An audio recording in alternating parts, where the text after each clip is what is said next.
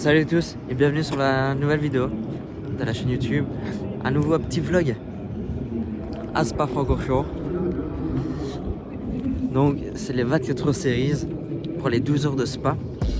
Donc aujourd'hui nous allons voir une course de F4 espagnol. Nous allons voir aussi de la Eurocup 3 si je dis pas de bêtises. Et aussi la première partie des 12 heures de Spa. Donc aujourd'hui c'est une course de 6 heures et demain ils font aussi 6 heures avec les mêmes voitures et au final ça fait 12 heures. C'est le seul week-end de l'année où c'est comme ça dans le championnat des 24 heures series. Donc ici on a du GT3, de la Porsche Cup, de la Huracan Super Trofeo, il y a du TCR, du GT4, du TCX, du TC, etc. Mais je prendrai le temps plus en détail pour vous détailler tout ça. Et juste après, on va commencer par le F4 espagnol et après ça, on aura l'Eurocup Series. Donc voilà, j'espère que ça va vous plaire. N'hésitez pas à vous abonner, à liker et à partager. Et suivez-moi. Qui devrait s'engouffrer en première position au niveau de l'épingle de la source. Derrière, on va voir ce que ça va donner. On a de la voiture du Palais Motorsport et de la voiture du Campos Racing juste derrière. Ça passe pour tout le monde.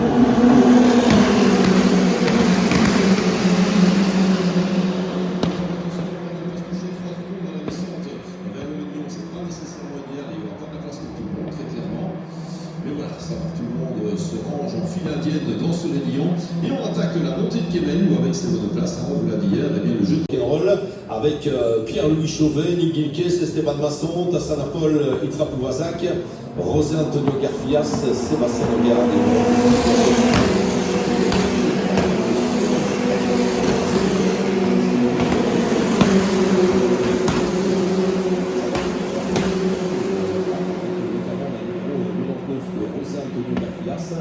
Je pense que c'est la 25 de Sébastien Hogard. Ils sont côte à côte dans le rayon. Ils sont restés côte à côte dans le rayon. Et donc ils sont côte à côte pour attaquer. Et on est bien dans le final lap. Et regardez ce peloton de chasse, c'est très impressionnant. Regarde, Gilkes qui a perdu de sa super carabine là-bas. Il est maintenant 9e.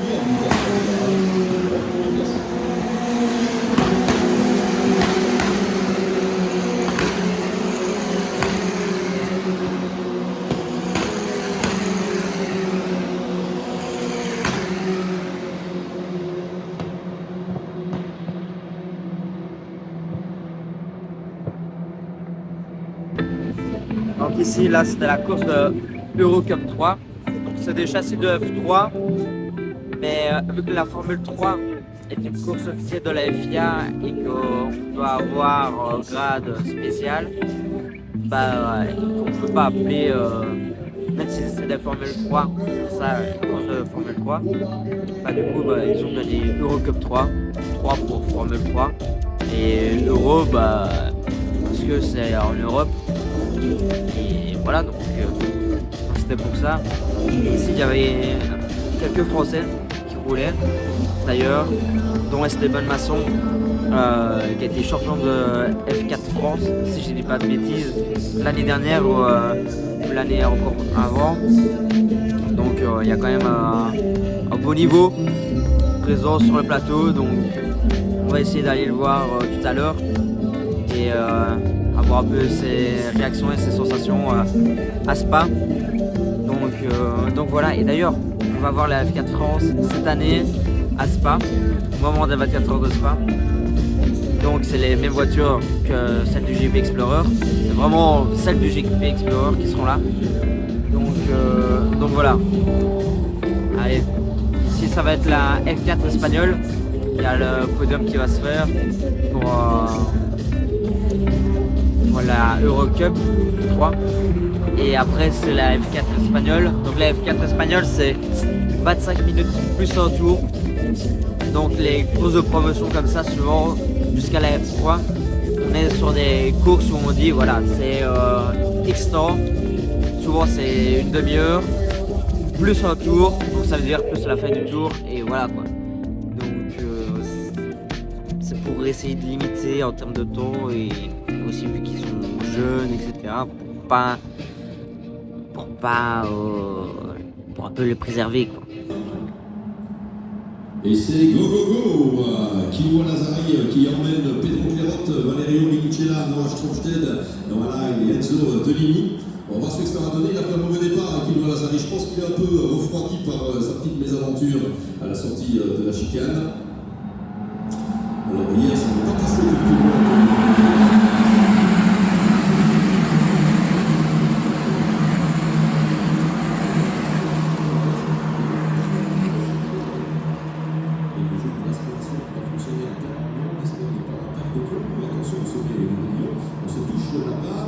Tout le monde reste dans l'axe de la trajectoire. Voilà, la montée de Kemel a pu venir avec le classement numéro 22.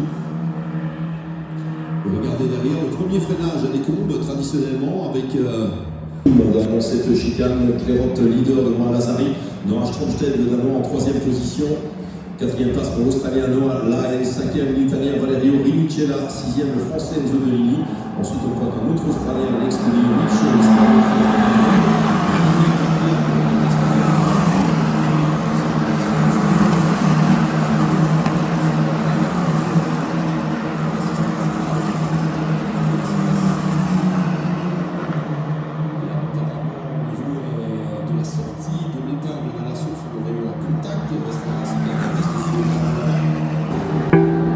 Celui qui a touché.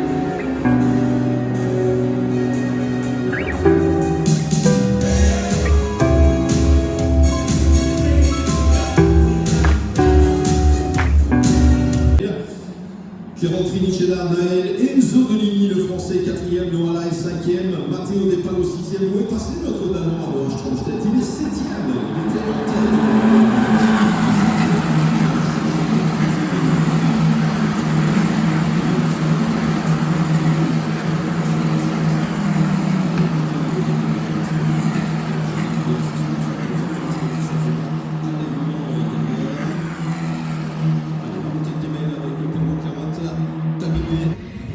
Bon, petit débrief de la F4 espagnole. Donc ici c'était la course 2.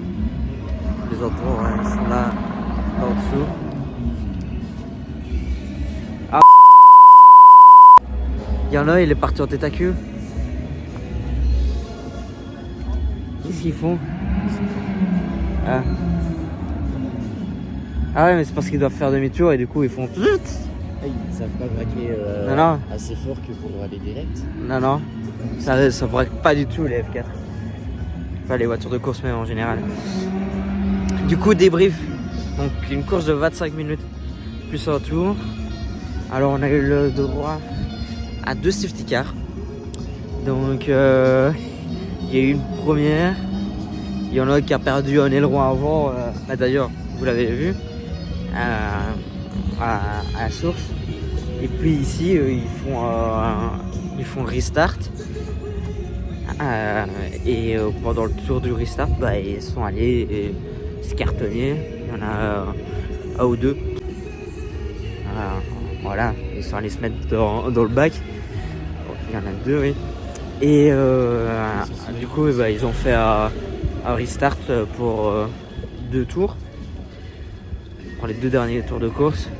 Donc ça c'est toujours un peu bancal dans les catégories comme ça, un restart pour 2 tours parce que ils sortent du karting, ils ont 15-16 ans et voilà, il y a l'ego qui parle et ils se disent allez vas-y, je pars avec le couteau entre les dents, let's go.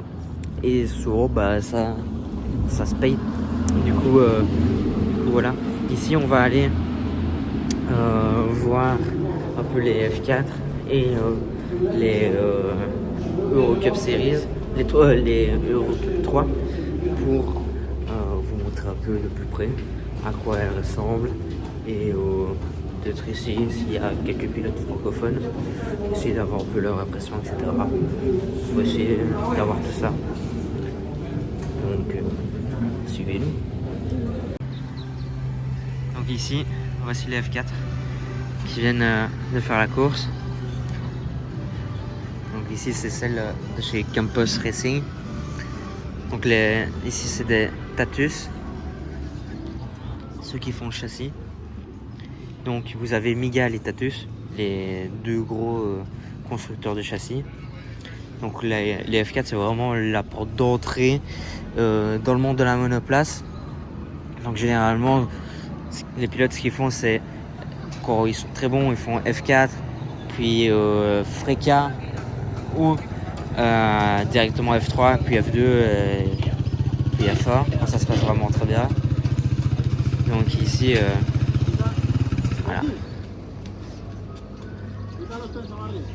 Là les ailerons avec la crash box. Donc la crash box c'est ceci. Et tout à l'heure il y en a il a perdu l'aileron avant. En soi c'est juste deux attaches là. Et voilà, avec un moteur en position centrale arrière. Donc, je vais vous montrer ici. Donc ici on a le halo. Lui il a terminé 7ème. Donc on voit le volant. On voit la protection du châssis, etc. Ici on s'est distingué la boîte de vitesse avec les suspensions à tiroir. Et ici l'arbre de transmission. Donc ici derrière on voit la crash box arrière avec le phare de pluie, l'aileron arrière, et on sait voir les positions d'aileron qu'on a mis, qu'on met. Donc on sait avoir plusieurs positions d'aileron pour voilà. Et le moteur se situe là-bas avec l'échappement ici. On voit que ça chauffe parce que ça fait des petites bulles. Donc franchement c'est très beau. Nous c'est un beau fond plat. Pardon. Et on est sur des pneus Hankook ici pour celle-ci. Voilà. Il recule tout. Si je dis pas de bêtises, non c'est pas ici qu'on sait voir les Eurocup 3. On va aller voir plus loin pour vous montrer les Eurocup 3, etc.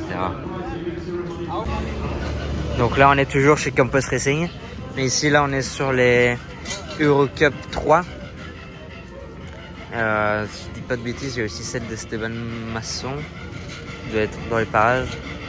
Mais en gros ici on est sur un châssis de F3, un moteur un peu plus puissant qu'en F4, mais pas aussi puissant qu'en F3, et un peu plus d'aéro qu'en F3, en F4 pardon. Donc là vous avez les suspensions avant, puis toujours comme les monoplaces, à l'arrière on a le moteur, la boîte de vitesse, etc.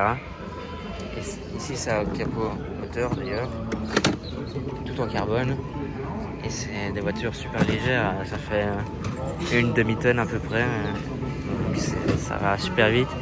Et ici à Francorchamps il tourne en 2 minutes 17, il est plus rapide en course.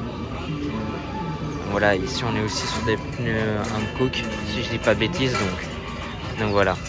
Et comme ça vous voyez un peu comment ça s'organise dans les garages, dans les catégories plus petites. Cupra Olgar de Motorsport de Martin V2 Mortensen qui prendra le départ sur la pit lane pour aller sur la grille de départ. On va faire le grid wall et on va essayer d'aller voir vite fait Antoine Delca qui roule chez Satelloc. D'ailleurs Satelloc qui est juste là avec la 26, il est en seconde position au départ. BMW Team Van der Horst, donc sur la première ligne. Les Audi sont vraiment en force. Elles font première et deuxième. Après je connais pas tout le classement par cœur. Donc voilà. Oh. Attends, regardez. Là-bas la petite Huracan Super Trofeo Evo 2. Ouais c'est l'Evo 2. Vraiment très sympa. Ici, direction la grille de départ. Et on se revoit là-bas, quoi. Ici,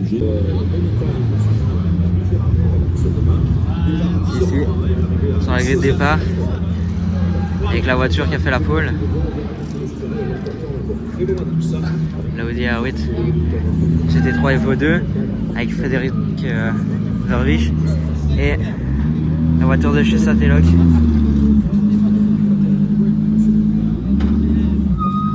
Deux Audi sur la première ligne avec un équipage 100% français pour le team Satelloc. Ici, magnifique. J'essaie de vous filmer un peu l'intérieur. Voici à quoi ressemble l'intérieur de la Audi R8 GT3 Evo 2 avec le volant qui coûte 8900 €, si je dis pas de bêtises. C'est déjà un sacré prix. Ouais. Alors, un petit tour d'horizon de la grille de départ. Avec quand même pas mal d'Audi aux avant-postes. Ici la nouvelle Porsche GT3 R. La 992.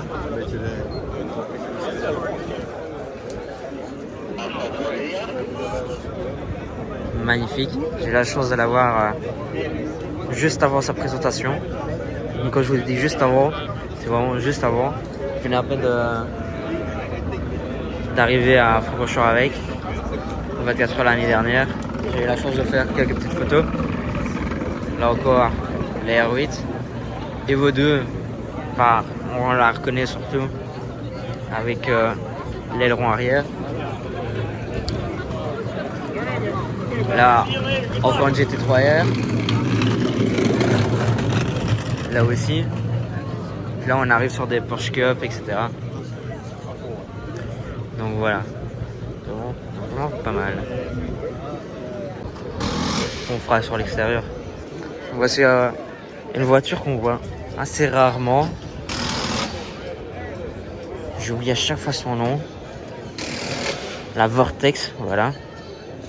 Avec un moteur en centrale arrière. Alors voici à quoi ressemble un peu à l'intérieur de la Vortex. Vraiment particulier comme voiture. Avec la petite caméra arrière. La taille.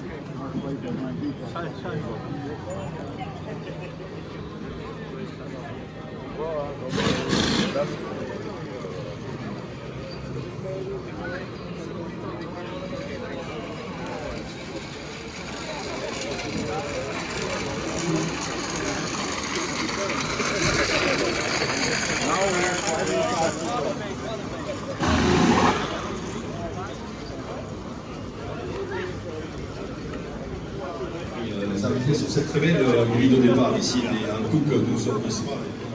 On nous renseigne la présence de Dries Vanthoor sur ce circuit, ça fait plaisir. Et nous encourager l'équipe PK 4 Sport avec Bertrand Jean qui va prendre le départ de cette course sur grille de départ.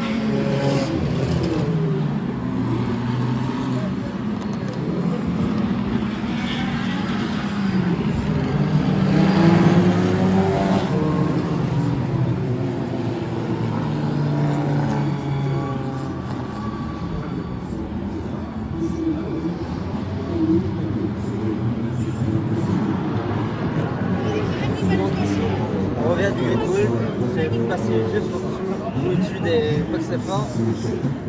On va attendre le départ qui va s'effectuer dans 3 minutes à peu près. 3 minutes.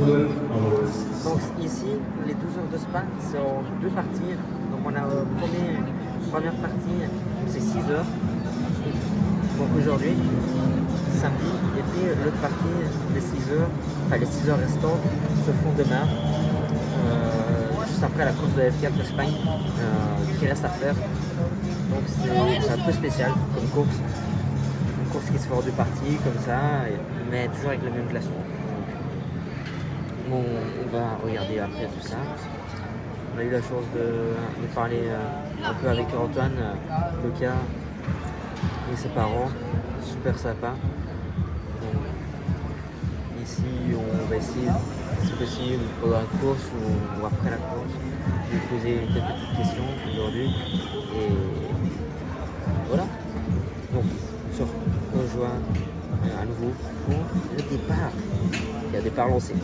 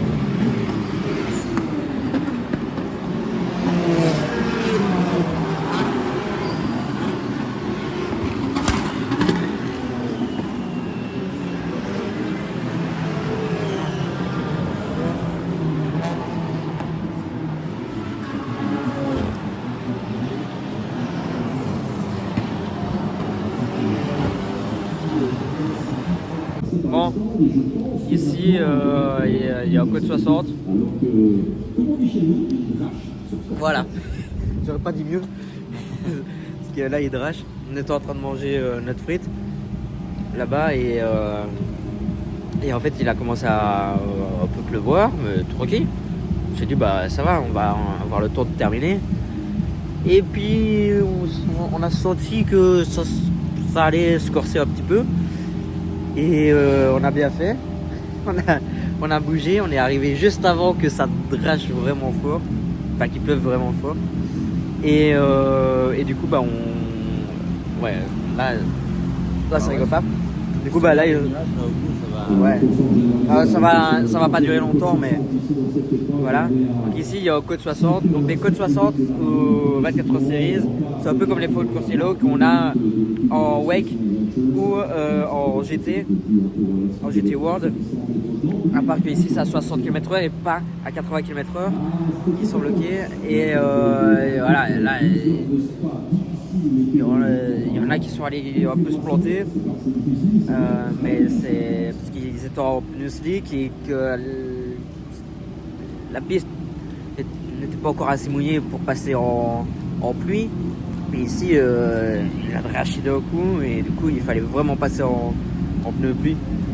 Donc c'était un peu chaud. Donc ici il laisse en code 60 pour éviter, ça sert à rien d'aller mettre, d'envoyer au casse-pipe les gars qui viennent rouler.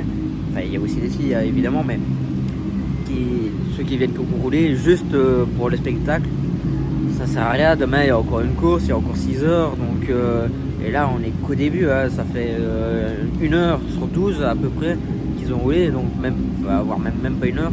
Et c'est déjà le 3e au code 60. Les 2 précédents n'avaient rien à voir avec la pluie, mais en tout cas le dernier c'est à cause de la pluie. Mais en même temps ça se comprend vu les conditions comme elles ont changé sur si peu de temps. Bon, non voilà. Donc là aller faire l'interview du speaker du circuit, Vincent Franzen. Donc ici je vais vous laisser avec l'interview qui est très intéressante. Parce que là en fait on en vient justement. Et du coup je vais vous mettre ça maintenant. Super intéressant, il est super sympa. Je suis sûr que vous allez apprécier. Et puis en plus c'est quelque chose qu'on n'a pas l'habitude de voir. Et j'avais envie de mettre en avant aussi le métier de speaker et aussi un peu qu'on l'explique. Donc là on a vu Vincent et on va essayer au moment des 24 heures d'aller voir Thomas Basta et le remercier de Endurance Info pour aussi vous faire partager leur parcours, leur expérience, leurs bons, leurs mauvais souvenirs, comme on l'a fait ici avec Vincent. Donc déjà, je voulais lui dire par ce petit billet, tout grand merci, même si je lui ai dit plusieurs fois en face, mais franchement ça m'a fait super plaisir. Bah ici, on a la chance d'être dans la cabine du speaker avec Vincent Franzen, qui est un des speakers du circuit de Spa-Francorchamps. Je vais d'abord le laisser se présenter un peu son parcours et comment il en est arrivé pour arriver ici en tant que speaker à Spa-Francorchamps. C'est un long parcours, 53 ans, c'est un long parcours forcément, on va résumer tout cela. Comment est-ce qu'on devient speaker? Eh bien, en étant simplement speaker sur différentes épreuves, en étant intéressé par ça, dès qu'on est tout gamin. Très rapidement, très jeune, je voulais devenir pilote, comme pas mal de gamins. Et puis j'ai eu l'occasion de voir l'un ou l'autre Grand Prix de Formule 1 à Zolder, d'assister à l'un ou l'autre accident, moi pour refroidi.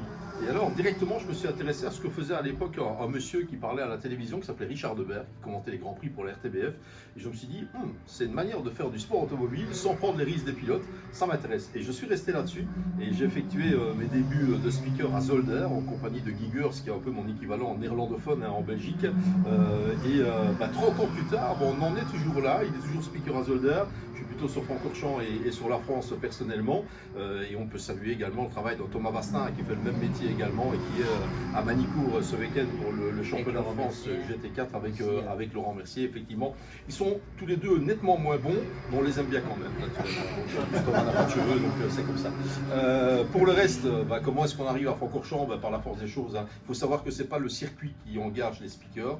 Ce sont les organisateurs des courses en fait. Et donc j'ai des accords avec pas mal d'organisateurs et il se fait que pas mal de ces organisateurs viennent à Francorchamps et c'est pour ça qu'on se retrouve à Francorchamps. Alors bien sûr il y a les grosses épreuves comme les 24 heures. Le Grand Prix F1 je n'ai pas ici mais je m'occupe moi du Grand Prix de Monaco au niveau speaking. FIA WEC où c'était plutôt Thomas Bastin et Bruno Van de Stick parce que j'étais au rallye de Wallonie. Je cumule en fait circuit et rallye, ça fait des week-ends par moments un peu compliqués et par moments il y a des choix à effectuer. Et puis ce week-end c'est que avec 12 heures de spa ici sur les circuits de Francorchamps. Oui, et comment ça marche? Parce que nous on a l'habitude de vous entendre à travers les haut-parleurs qui sont tout autour du circuit, mais concrètement comment on voit voilà, par exemple dans le rayon qu'il y a un dépassement ou pas, même les écarts. Ouais, comme tu le vois ici autour de nous, on a à peu près, j'ai ici dans la pièce tout ce qu'il me faut. Alors on commence par les classements, les écrans qui sont grands. En fait, plus on avance en âge, plus les écrans doivent être grands, sinon on ne sait plus lire forcément. On a la chance aux 24 heures séries d'avoir les images en live de la course, ça c'est en plus. Normalement, on doit se contenter de ceci, l'écran qu'il y a derrière Sam Piroton là-bas, avec les images de la sécurité. Alors ça, c'est des timbres postes, mais s'il se passe un truc dans un virage, on peut agrandir l'image, bien évidemment, et là, on voit directement ce qui se passe. Alors, avec les classements, les listes des engagés, les images, on peut déjà avancer. Le problème, c'est lorsqu'une voiture rentre au stand, que se passe-t-il sur cette voiture? Eh bien là, c'est mes gaillards de l'équipe Speaker Info Assistance qui sont là. Ils sont là en renfort. Alors eux, ils sont dans les stands, même s'ils sont dans la cabine pour l'instant, mais ils sont dans les stands.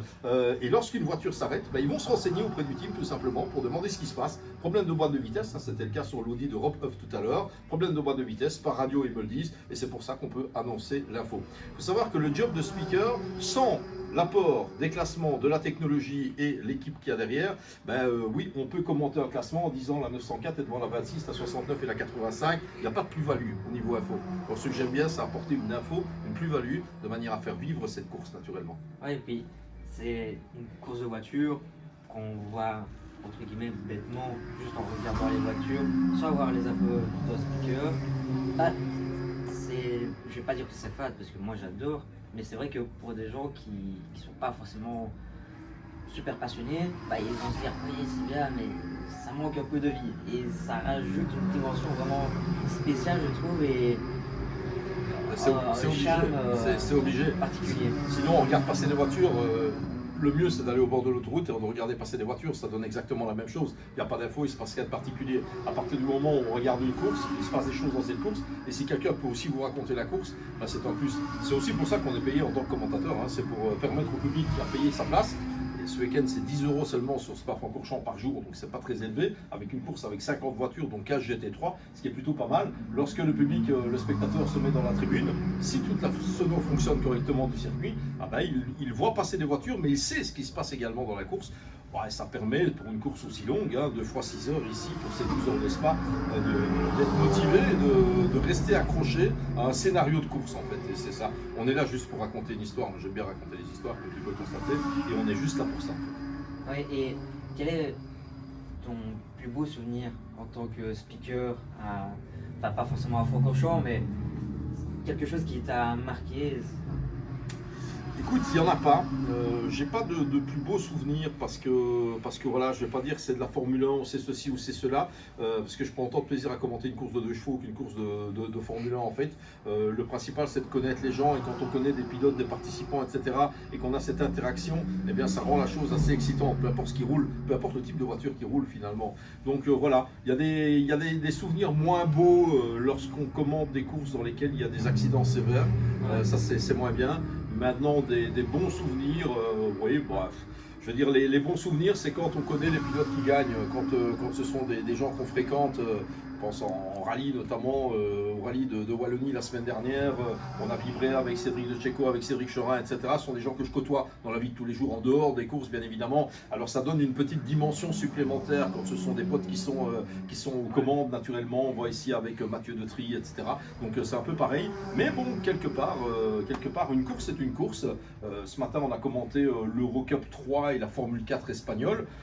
Les jeunes gaillards de la F4 espagnole, ils sortent du karting, je t'avouerai que j'en connais aucun, tout simplement. Mais voilà, ça ne change rien. Il y a une course, on se retrouve sur le podium à commenter le podium, on voit débouler des gamins plus petits que toi encore, qui ont 15-16 ans, et certains sont vraiment tout petits en taille et tout, et on se dit, bon, ben, se rendre compte d'une chose à ce moment-là, c'est qu'on a peut-être des futurs pilotes de Formule 1 devant soi. Et c'est donc avoir le respect de ces gens-là, avoir le respect des gentleman drivers qui roulent dans des courses comme ceci, parce que s'il n'y a pas de gentleman drivers qui payent des sommes de fous pour aligner des voitures, ben, il n'y a pas de course automobile, tout simplement. Donc il faut avoir un peu le respect de tout le monde. Alors quand c'est prestigieux, ben, généralement quand c'est prestigieux, plus il y a du stress également à faire ce job, parce que ça veut dire qu'il y a beaucoup de gens qui écoutent, etc. Et ici c'est un week-end, les 12 heures de Spa, c'est très sympa, mais c'est assez relax en fait à commenter. Voilà, je peux me permettre de faire une interview ici, de reprendre le commentaire dans 2 minutes, c'est pas un souci. Les organisateurs Creventic, ils sont très contents, ils ont du bruit dans le micro, ça tient plus ou moins la route ce qu'on raconte, donc voilà. Mais un vrai bon souvenir, le meilleur souvenir, je pense que ça n'existe pas, il y a tellement de courses sur une année et l'ensemble constitue un bon souvenir. C'est vrai que c'est plus particulier que même s'il y a certaines catégories qu'on préfère peut-être, par exemple le GT3 pour certains, d'autres ça va être les protos ou d'autres la F1, mais c'est vrai que par exemple, j'aime bien la F1 et je suis un gros fan de Ferrari, mais par exemple j'ai un pote, Charles Weird, qui a terminé 2e au 24 heures de Spa en 2021 avec Audi chez WRT. Bah, t'es quand même content, tu te dis ah oui quand même. Bon, quand j'ai vu la qualif, j'étais pas trop content parce que j'étais en train de me dire bon c'est quand même con de la part de WRT qui est une si grosse équipe. La preuve que les grosses équipes peuvent même faire des erreurs de stratégie et que là au final ils remontent avant-dernier ou quelque chose comme ça à 2e. C'était la plus grosse remontée, si je dis pas de bêtises. Bien sûr, mais il y a une chose, c'est qu'il faut pas se focaliser. D'abord, premièrement, il y a quand même un truc essentiel, c'est qu'il faut rester objectif dans le commentaire. Alors même si on aura tendance à parler de gens qu'on connaît, il faut parler des autres aussi. Sinon, c'est pas tout à fait juste également. Et puis voilà, faire un peu abstraction de ça, mais quelque part, ça motive quand on les connaît, bien évidemment, ça, on reste dedans. C'est un peu le problème des épreuves de longue haleine, comme 2 fois 6 heures ici à Francorchamps, les épreuves de 24 heures, etc. C'est qu'il faut rester dans la course course pendant longtemps. C'est des épreuves d'endurance. Et il y a un moment donné, on est speaker, mais on n'en reste pas moins un homme normal. Hein. On commence à sentir la fatigue, on a faim, on aimerait bien boire un coup, on aimerait bien faire la fête avec les copains, etc., etc. Et il faut continuer à faire le job et tout. Alors quand il y a des gens qu'on connaît, ça motive bien évidemment. Les 24 heures de Spa, on connaît les équipes devant, il y a beaucoup d'équipes connues, beaucoup de pilotes professionnels. Ça aide à faciliter le commentaire quelque part, bien évidemment. Et puis quand ce sont des épreuves avec peut-être des pilotes qu'on connaît un petit peu moins, ben, il faut essayer de tout mettre en œuvre pour bien rester dedans. Oui, et j'ai oublié ma question. Ça arrive souvent hein, quand on fait ton job. Mais tu vas voir, avec l'habitude, ça va venir. Oui, et d'ailleurs, vu que je sais que vous êtes journaliste aussi, c'est comme ça que j'ai pu vous voir. D'ailleurs, il était venu présenter le métier de journaliste, si je ne dis pas de bêtises, à mon école. Et moi, j'avais pas eu la chance d'aller voir parce qu'en plus, ça m'intéressait vraiment beaucoup. Et c'est un ami qui est dans les escaliers, il m'a dit David, il y a le speaker du circuit qui est là, machin, il faut vraiment que tu y ailles, c'est tel local, machin. J'ai dit ok, ça va. Je suis allé vite, puis je suis arrivé avec mon copain, j'étais en train de me dire merde, il est déjà parti ou quoi. Puis au final, je vous ai croisé, voilà, on a un petit peu discuté, et c'est comme ça que je suis là au final. Et déjà, je voulais vous dire merci. Avec plaisir, avec plaisir. Tout ça. Déjà, merci pour animer comme ça et donner de la vie à toutes les courses. C'est un job comme un autre, tu sais. Il y en a d'autres qui font des chronométreurs ici, ils ont un job tout aussi important, voire plus important, parce que sinon il n'y a pas de classement de course et tout. Il y a tous les commissaires qui sont pour l'instant leur gueule dehors sous la pluie à agiter des drapeaux. Sans eux, il n'y a pas de course non plus. Mon équipe de SIA qui est là, sans eux, il n'y a pas d'infos qui remontent non plus. Donc voilà, c'est un job qui est mis en évidence parce que, bon, généralement, pour faire ce job, on a une grande gueule, donc on entend la voix, on voit parfois l'image et tout, mais c'est jamais qu'un maillon d'une chaîne. Je vais devoir commenter un petit peu parce que sinon ils vont être fâchés. Merci David. En tout cas, tout grand merci. Avec plaisir, merci. Et à la prochaine. Au revoir. À la régulière, une Porsche Cup ne peut pas soutenir le rythme des GT3, mais sur une piste détrempée, bien évidemment, avec des incidents, des conditions de course un peu rock'n'roll, eh bien, il se peut qu'un pilote comme Sam de Jong parvienne à faire éruption et se propulse en tête, en tout cas. Toujours la 3e place pour la McLaren GP Motorsport de Patrick Krumpinski, 4e et 5e place pour les Mercedes AMG GT3 avec le CP Racing et l'américain Charles.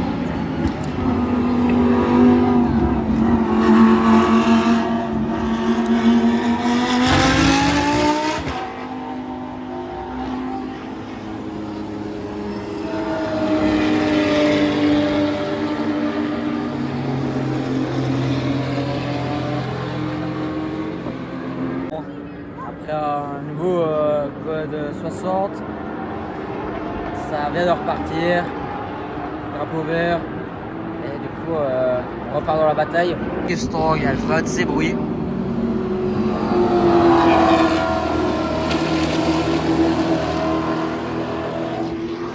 Et c'est ça qu'on adore.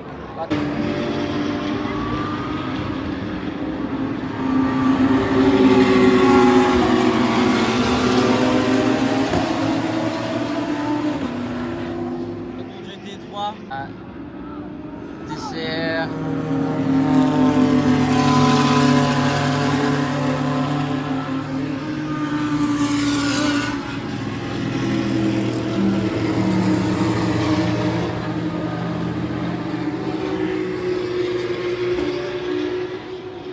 Donc là-bas, vous voyez la voiture, c'est là qu'il faut le refueling, pour recharge en essence.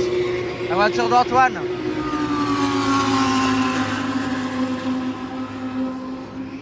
D'ailleurs, je vous mets. Voilà. D'ailleurs, en parlant d'Antoine, je vais vous mettre tous ces réseaux dans la description. Comme ça, si vous voulez aller checker. C'est un jeu. C'est des Français. Ils roulent vraiment super bien. Et ils commencent vraiment à avoir pas mal d'expérience. Surtout en proto. Il a fait, parce qu'ici j'ai un peu discuté avec sa maman et son papa.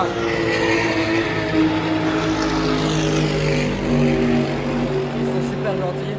Ils nous ont invités dans le box chez Satelloc. Donc on a allé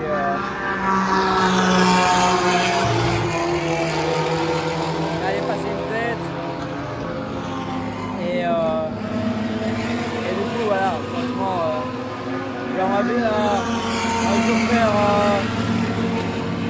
interview de lui qui vous explique un peu son parcours et pourquoi il a choisi le sport automobile, etc.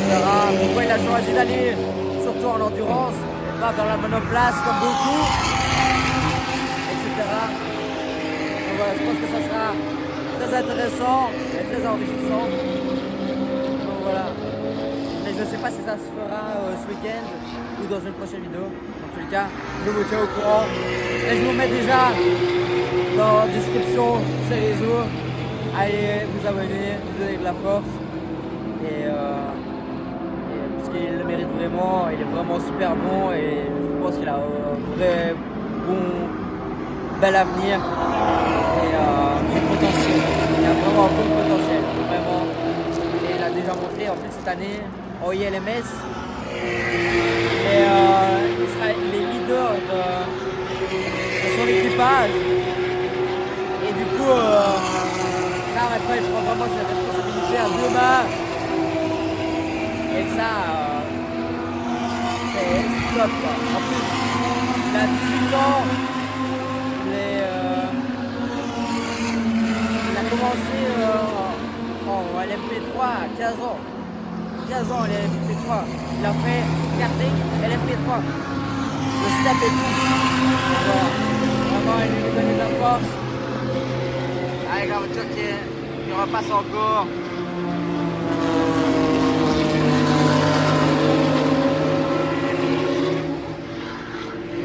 Et en plus, ILMS, on le verra peut-être à une autre occasion. Une autre course sur l'année Aspa. Je vous tiens au courant. La voiture d'Antoine, je vous dis au milieu. Il fait le plat. Ici la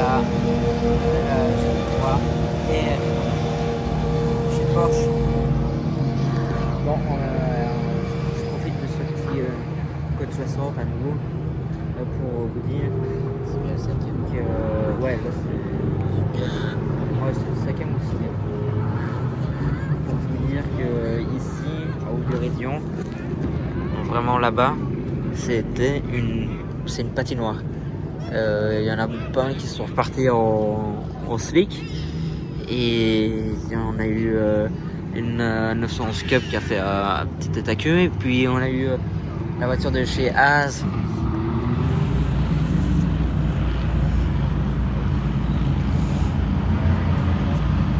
Antoine, c'est peut-être Antoine à son volant maintenant.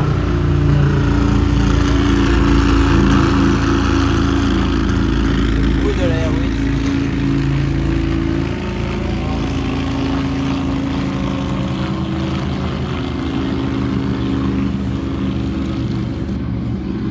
Je disais, il y a eu une 911 GT3 Cup qui est allée sur un beau tête à queue ici en Hauts-de-Rédion et juste après R8. il y a une R8 GT3 et c'est vrai qu'il y en a certains qui sont partis en slick.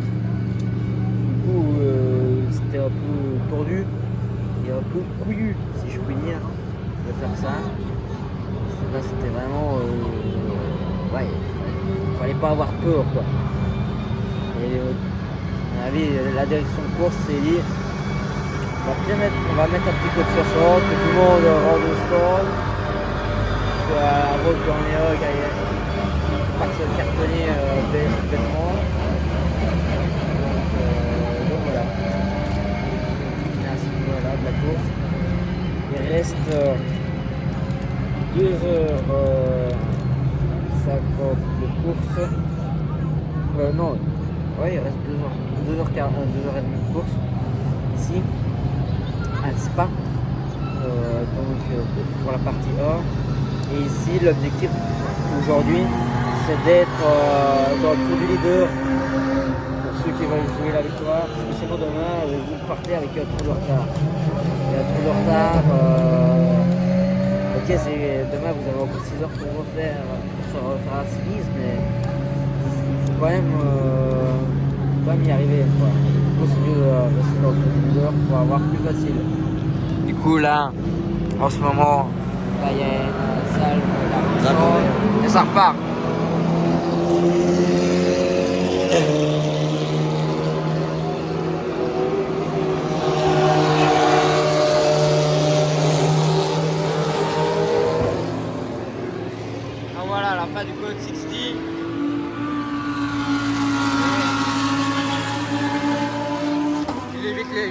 maximum.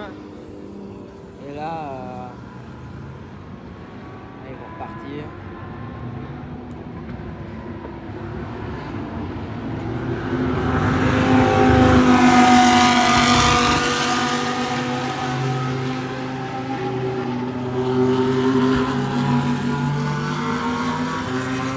Donc ici, on est là où il est le plus usé.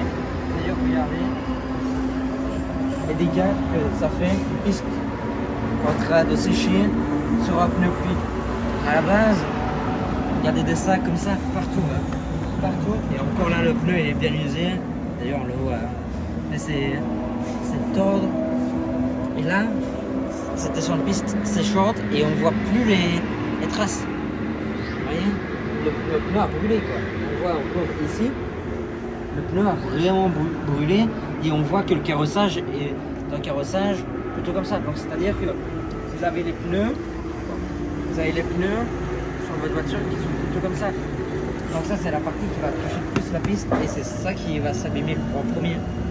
Donc là on voit vraiment l'état d'usure d'un pneu de pluie, de course, au fur et à mesure d'une course. Et franchement c'est impressionnant de voir ça. Parce que sur les pneus coupés slick, on voit pas ça, on voit pas. Parce que ici, si vous me suivez, là ils sont, c'est là qu'ils sont en train de monter tous les pneus. Ils montent tous les teams, des coureurs, des flics et des pluies. Là,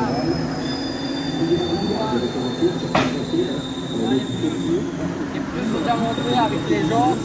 Et là on voit le pneu des flics qui est vraiment tout lisse. Et là on peut voir un tout nouveau pneu de pluie. Donc la gomme est toujours super tendre, mais les dessins sont vraiment énormes. Et de l'autre côté, le pneu est en train de se transformer un peu en pneu slick, à part que ça veut dire qu'il n'y a plus aucune gomme et là on allait arriver sur la trame du pneu, qui est une trame composée de fibres verts qui sont entreposées comme ça, en haut, en bas, etc. Comme un maillon. Et du coup, il faut vraiment essayer de préserver un maximum les pneus et les garder dans la bonne fenêtre d'usure. Parce qu'à un moment donné, vos pneus sont plus longs. Du coup, si vous avez des pneus tout lisses sur une piste humide, vous avez de l'aquaplaning, c'est-à-dire qu'il y a une pellicule d'eau qui va se déposer entre la piste et le pneu, et du coup, vous avez beau tourner, vous allez aller tout droit. C'est vraiment compliqué de gérer tout ça. Et ici, les ingénieurs, bien évidemment, à chaque fois en fin de course, en fin de relais, quand ils reprennent les pneus, ils regardent, ils voient que l'état d'usure du pneu, et là ils savent dire que je dois mettre plus ou moins de pression pour la voie, etc. Donc voilà. Je vous ai une fois un peu de bruit qu'il y a derrière, mais ils sont en train de travailler, on ne va pas les laisser, on ne va pas les arrêter en plein travail. Donc voilà. C'était juste pour vous expliquer un peu comment ça marche avec les pneumatiques.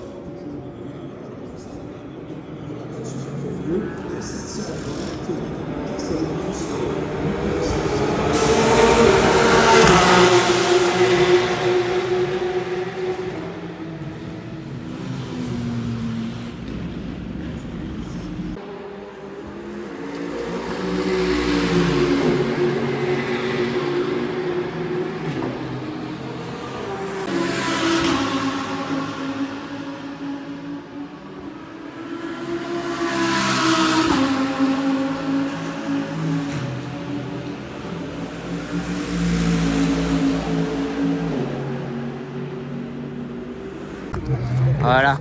D'ailleurs, là, c'est une M4 GT4 qui a accroché une Audi R8 GT3 Evo 2. Ici au freinage. Et du coup, c'est une M4. Ouais, c'est une M4 GT4. Et elle, et ben, elle va se faire remorquer. Hein. Hop, sur la dépanneuse. Comme ça que ça se passe.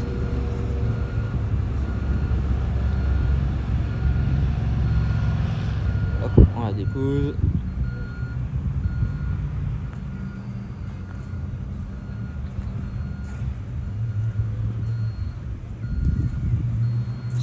On est sûr de pas l'abîmer plus que ça.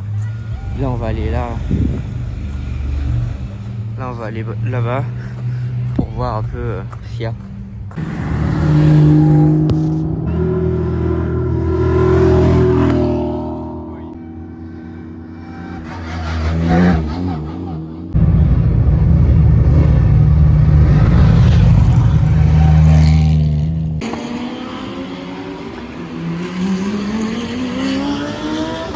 Oh merde!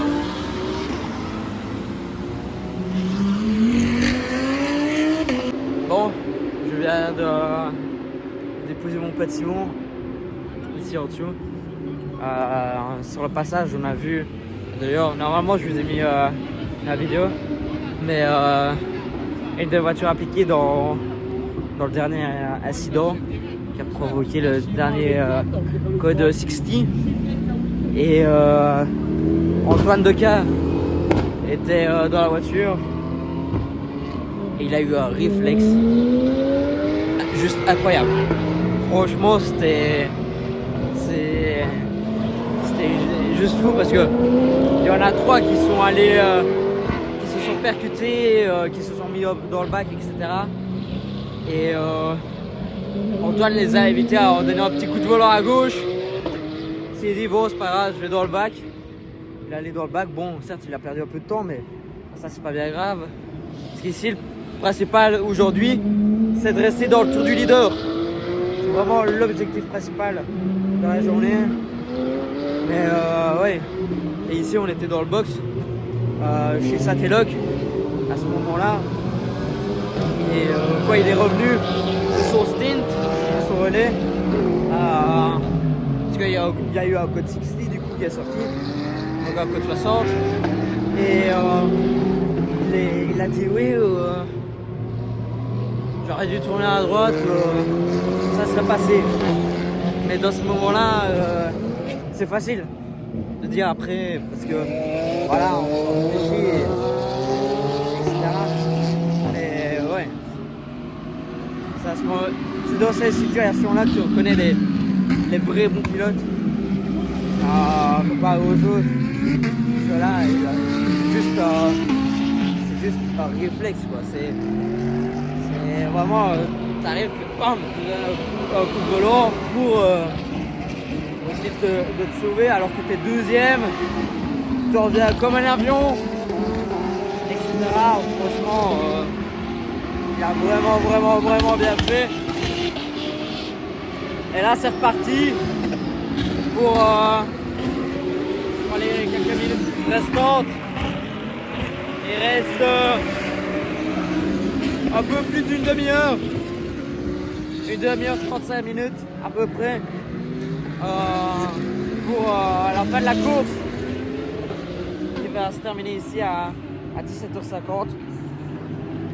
D'ailleurs, je vous ferai vite fait un petit débrief de cette première partie de course pour un peu vous dire voilà ce que j'en pense, etc. Donc on se retrouve juste après quelques plans ici à la source au freinage.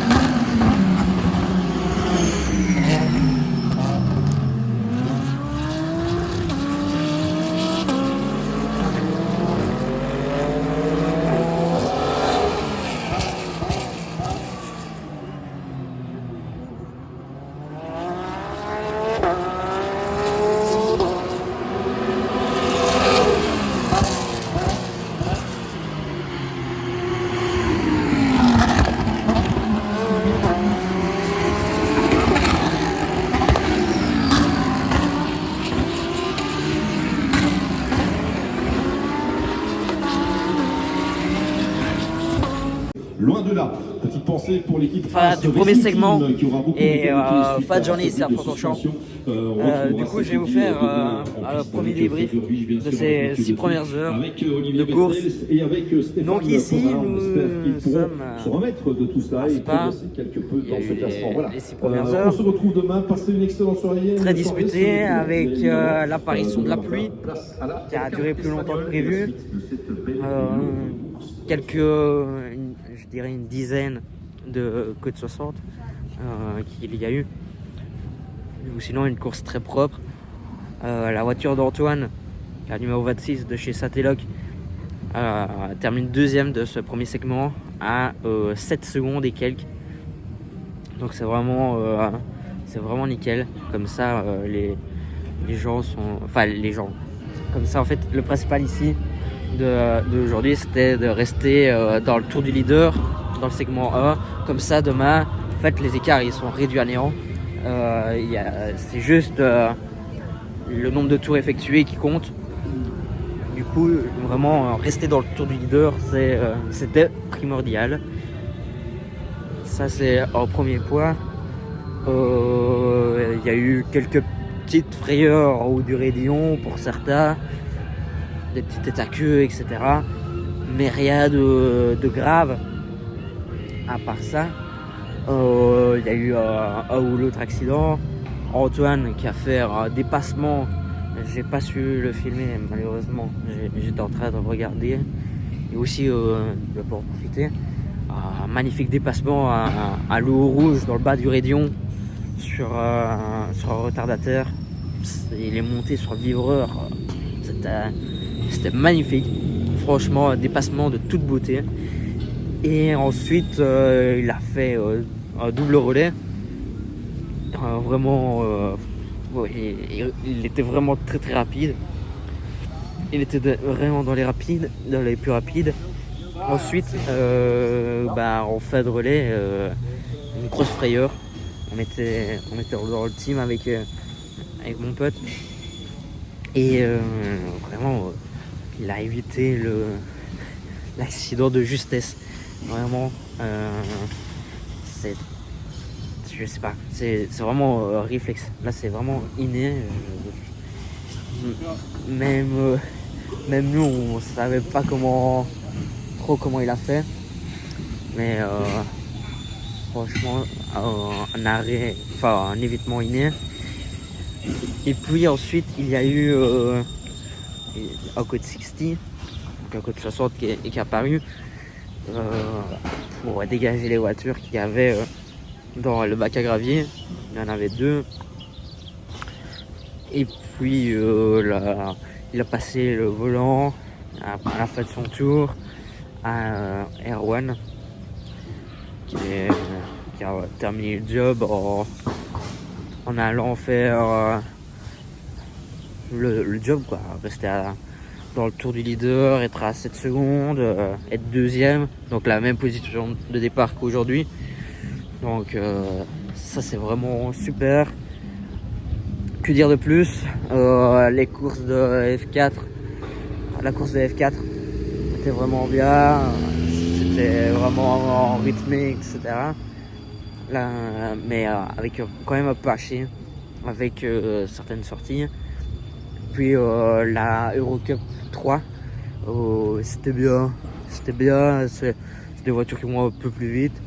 C'est un peu une Formule 3, un 3,5 quoi. Donc, par rapport avec la Formule 3 et la Formule 4, très sympa, très sympa. Du coup voilà. Moi, je vais vous laisser pour aujourd'hui ici. Je vais rentrer à la maison et on se dit à demain. Pour vous, c'est dans 2 jours, mais à demain. Bonjour à toutes et à tous et bienvenue. Deuxième jour à Spa. Donc là, je suis arrivé 5 minutes en retard pour le départ, malheureusement. Donc, c'est dommage. Mais ici, à peine arrivé, déjà côte 60. Donc, qui dit côte 60 dit accident. Et de ce que je viens d'entendre, ce qui paraît, c'est quand même un accident plus gros que ceux d'hier. Donc je sais pas du tout à quoi m'attendre. Malheureusement, j'ai pas su voir la course de F4 aujourd'hui ce matin. Mais c'est pas grave. Je vais quand même vous montrer, etc.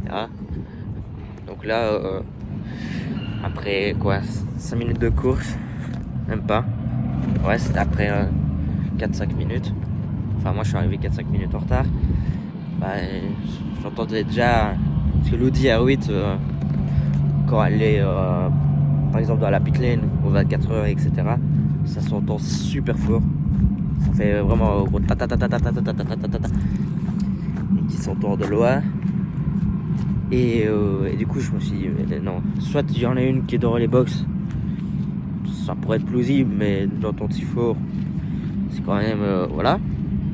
Et après, je me suis dit, bah, c'est peut-être un code 60. Puis je vois un drapeau au loin, code 60, je fais, bah, c'est code 60. Donc voilà. J'espère que les pilotes à piquer vont bien, enfin le ou les. Parce que j'ai vraiment aucune information. Tout ce que j'ai entendu.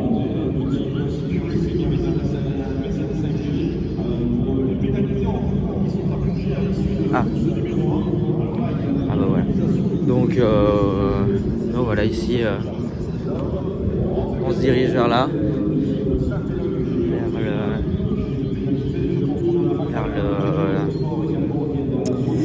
Vers la passerelle, le tunnel pardon, sous l'eau rouge. Et après je reprends du côté de la pit lane F1. Ou alors j'attends que la fin du code 60 se termine. Et je vais vous filmer un peu de là en dessous à la barrière. Comme ça vous voyez depuis l'arrière comment ça se passe. Comment les voitures travaillent, comment le châssis travaille, comment... Ici en fait, à la pit lane, il y a le refueling qui se fait là. Donc ça se fait pas au même moment que l'arrêt où on change les pneus et on change les pilotes. Du coup, c'est un peu la particularité aussi des tours de Spa.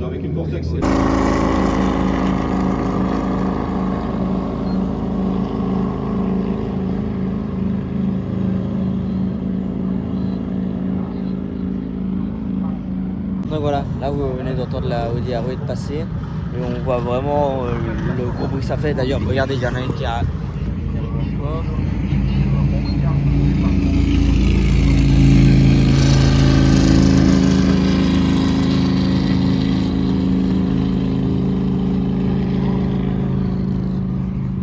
Vous voyez, on entend vraiment très fort le DR8 comparé aux autres.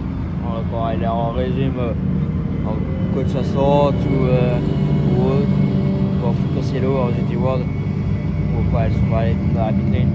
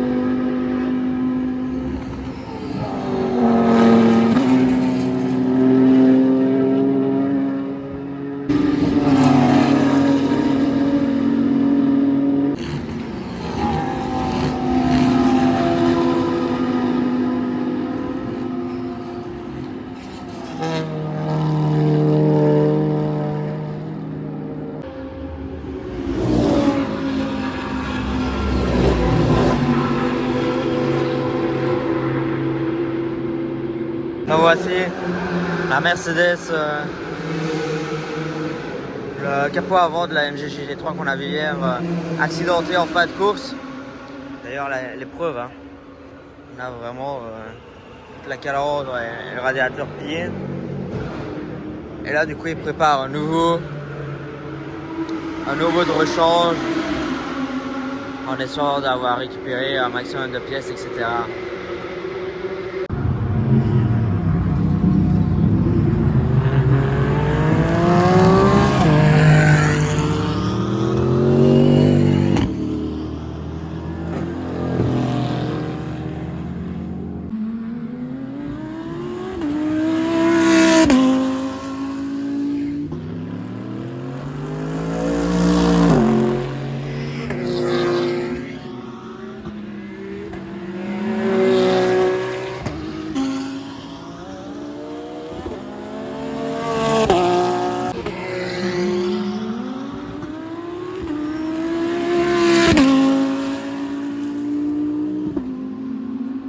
Passer le cap des 8 heures de course, 2 tiers de course effectués, il ne reste plus que 4 heures. Donc une grosse partie est faite, mais bon, tant qu'on n'est pas encore dans la dernière heure, rien n'est joué. Et même, comme me l'a dit le papa d'Antoine, et c'est une phrase qui vient, je suis très célèbre, Enzo Ferrari, himself. Pour terminer, premièrement, il faut terminer.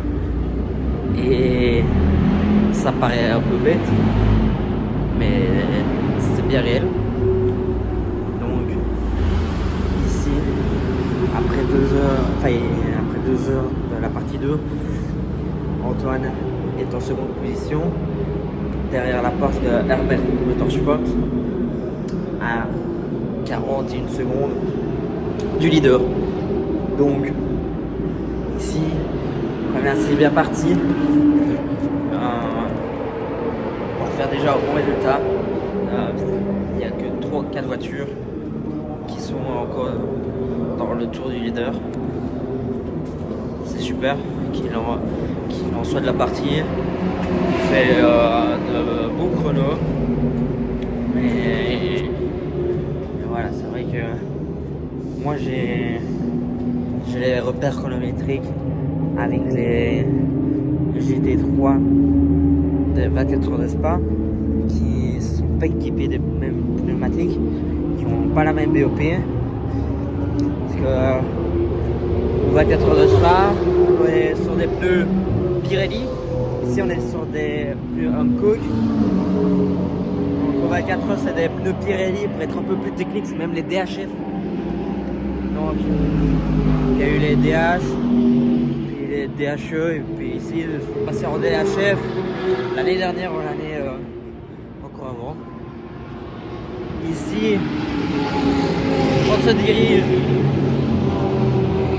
vers la nouvelle tribune que j'ai un peu filmé hier. Là-bas l'Eurocup 3 et les F4. Ici on monte tranquillement. Je vais vous montrer comment ça fait quand on rentre. Vous avez un peu un point de vue dans la nouvelle. Et voilà. Allez, on continue.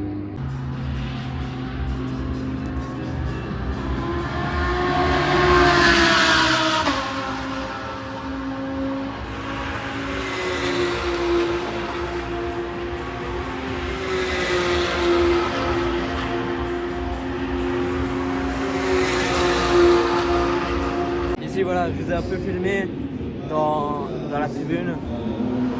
Franchement, les 2 dernières tribunes qu'ils ont refait, celle dans le Réunion et celle-ci, que dire de mieux? C'est juste, je trouve que une image ou 1000 mots quoi des fois, donc vraiment super content. Ici on va aller voir dans les gradins là-bas pour voir un peu comment c'est, vous montrer, vous faire partager tout ça, et bien sûr j'aurai encore l'opportunité, il y aura les autres courses à Spa de vous montrer tout ça.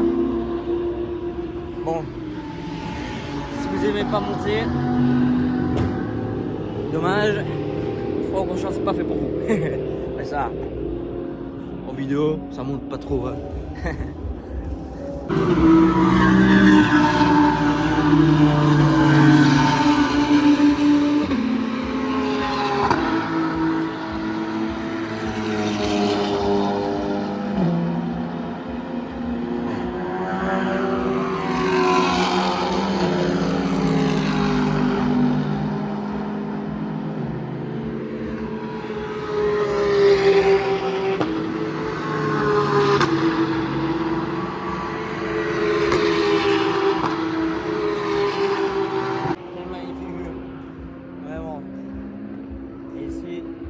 Regarder, voir tout en haut de la commune, pas de radar, voir un peu,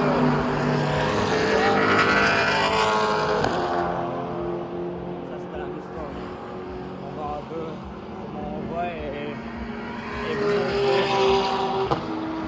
Ça vous avez une idée, numéro 24 heures, moto ou auto. Et si vous voulez venir à la Formule 1,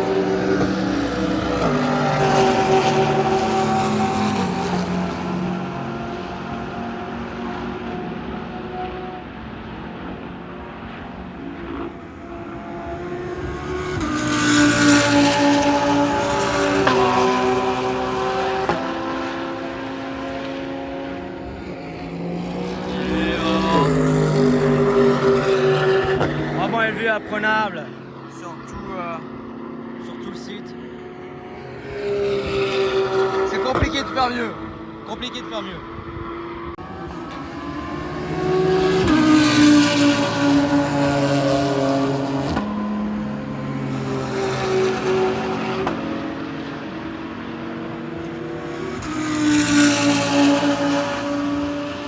Nous voici au cadre de la mi-course aujourd'hui. Donc, 9 heures sur 12 de passer chez Saint-Aloc qui vont bientôt s'arrêter. Mais je vais pas aller vous filmer l'arrêt. Ici, je vais pas chercher un petit truc.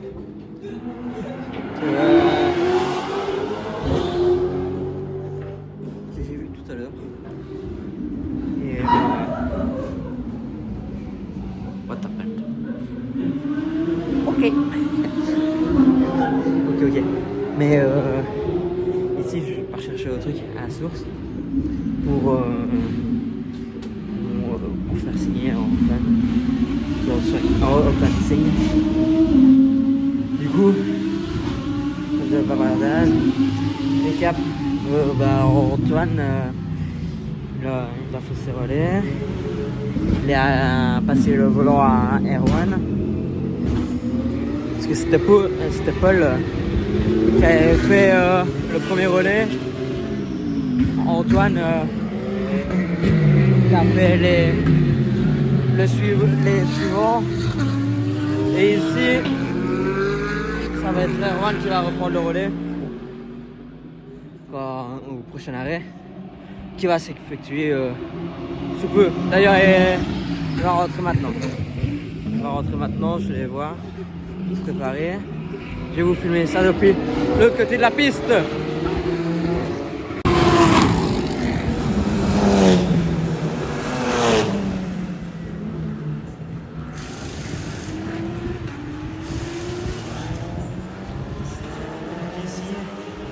À l'arrêt là, ils changent juste les pneus et le pilote.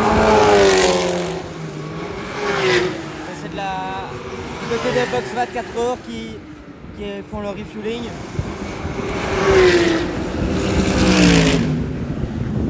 Non, c'est Paul, pardon, qui prend le volant. C'est Antoine qui est dedans. Qui est dedans. Excusez-moi, tout à l'heure j'ai fait. Du coup, je rectifie. Donc, ici, ils ont chacun fait un relais. Donc, Paul, Antoine et Erwan. C'est Paul qui a repris les commandes de la voiture.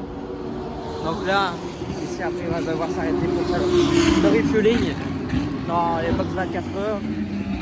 Et après partir pour 1 heure à la guerre. Et voilà quoi. rapport juste après. On sera allé chercher l'optique à faire dédicacer. Bon, c'est ce que je suis allé chercher.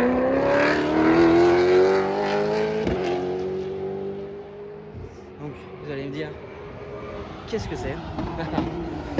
Bah, c'est tout simplement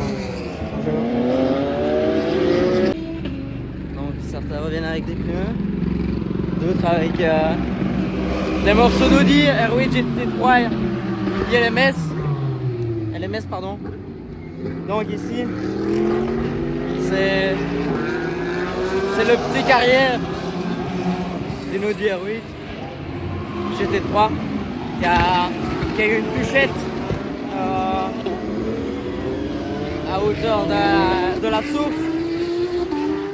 J'étais dans le box Satelloc et j'ai demandé au papa d'Antoine pour savoir si Antoine pouvait me dédicacer cela. Sinon je ne sais pas aller le chercher. Avoir un feu arrière en soi. Ok, c'est un feu arrière d'une Audi R8, mais il n'y a rien d'exceptionnel. Pas un morceau de carbone ou quoi. Et du coup là il m'a dit ouais pas de soucis. Il m'a demandé si j'avais un stylo écrit dessus. Et j'avais pas pensé à ça. Et du coup ils en ont chez Satelloc. Du coup je ramène ça au box pour qu'ils me le dédicacent quoi. Donc ça me fait vraiment plaisir. Vraiment plaisir. Ah merde, c'est le drone. J'ai l'impression d'entendre une grosse mouche. Et oui, c'est normal, c'est un drone. Voilà. Donc, ici, direction le box. Et c'est parti!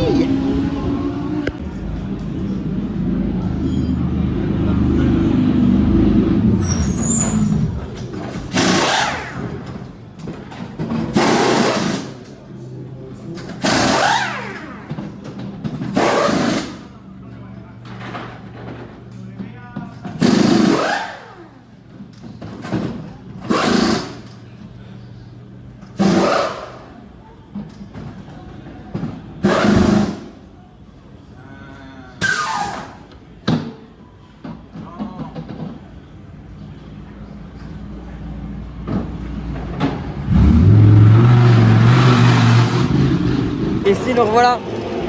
Il reste plus qu'1 h 38 de course.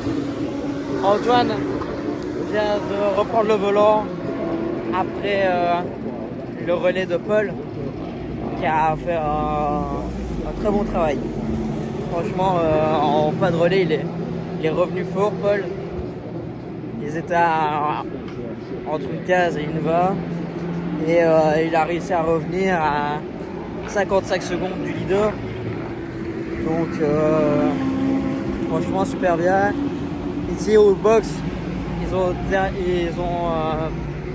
pris 30 secondes de retard en plus parce qu'eux ils ont fait le plein d'essence, tandis que la poche de tête de chez Herbert Motorsport, la 91, n'avait pas fait son plein d'essence lors de l'arrêt et du code 60.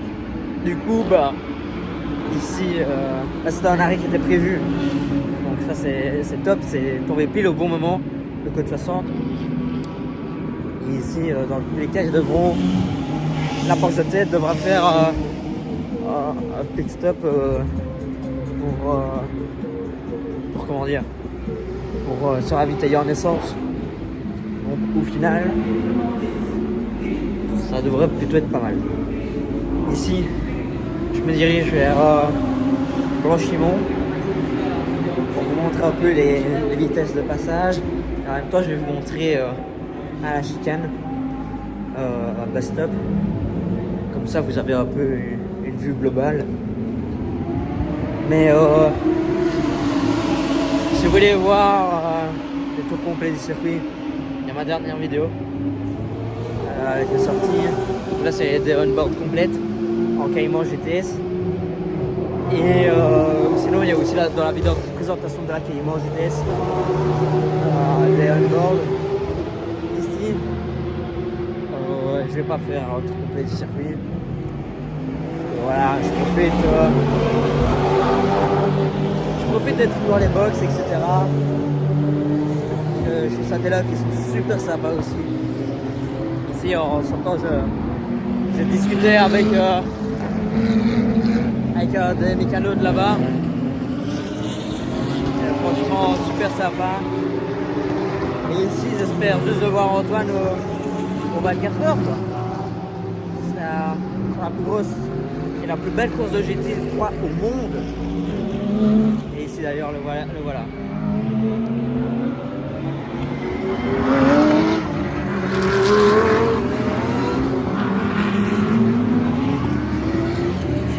Donc voilà. Et ici on repart. Je vais vous filmer un peu d'ici jusqu'à Blanchimont.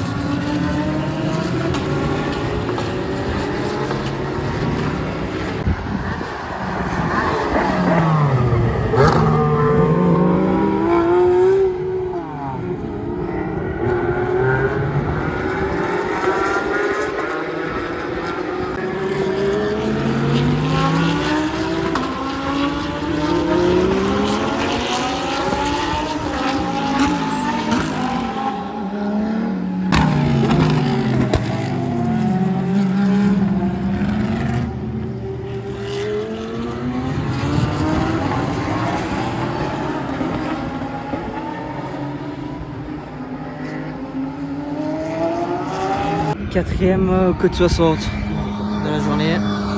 Bon, c'est pas que j'ai grandi, mais c'est juste que je suis sur une pierre. Parce que je me suis dit, parce qu'ici on voit bien la sortie de Blanchimont et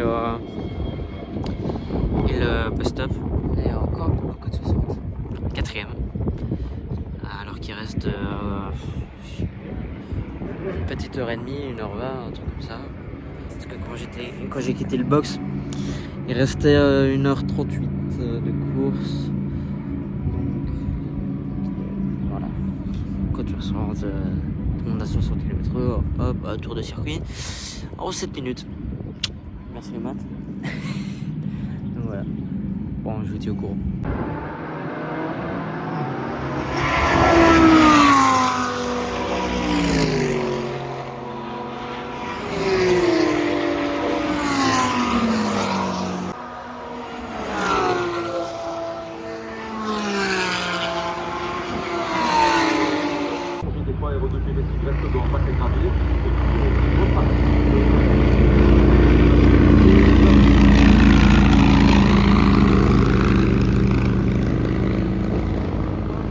Nous voici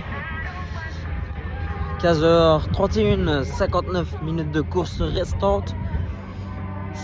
On arrive à la fin de ces 12 heures de spa. Donc déjà 11 heures effectuées. Encore côte 60, 5e de la journée. Et pour les 6 dernières heures du coup. Antoine, toujours 2e.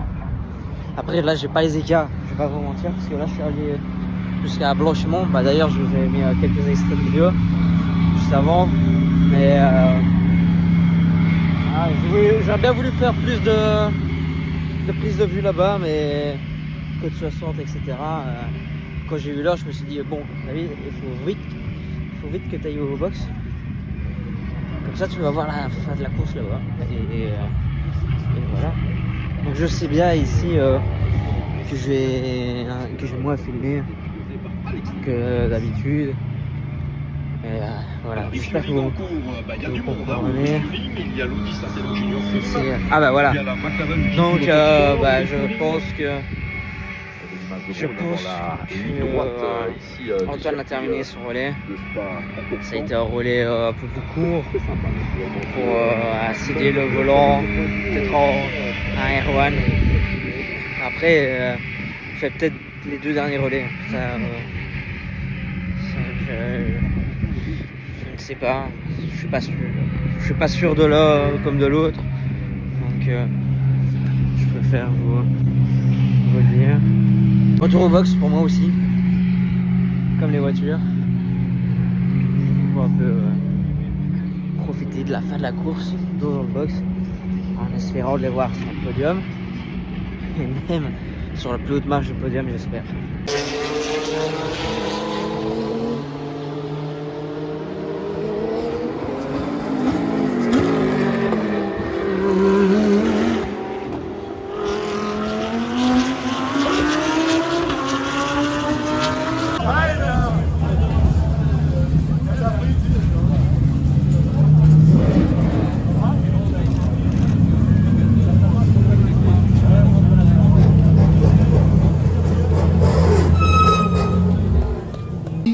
Result for the GT category. In 3rd place, Heart of Racing by SBS. That's Ian James, Gray Newell and Roman De Angelis.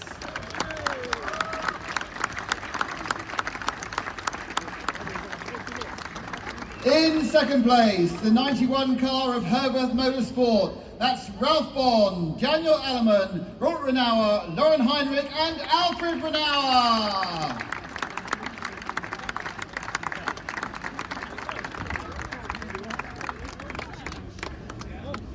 And the winner of the 5th Hankook 12 Hours of Spa-Francorchamps here in 2023 is the 26th Santalok Junior team of Erwin Bastard, Paul Everard and Antoine de Quinn.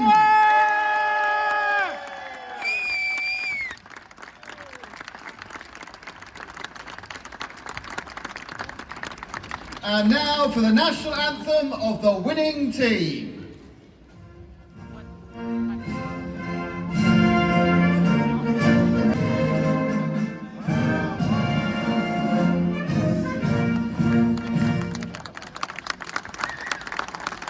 And to present junior team.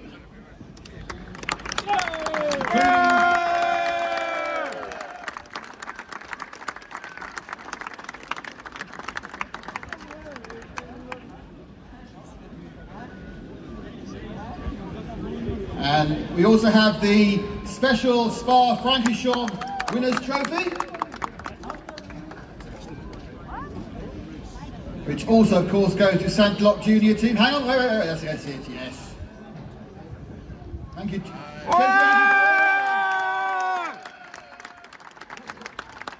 You all come together and lift your... Thank you, and now the champagne!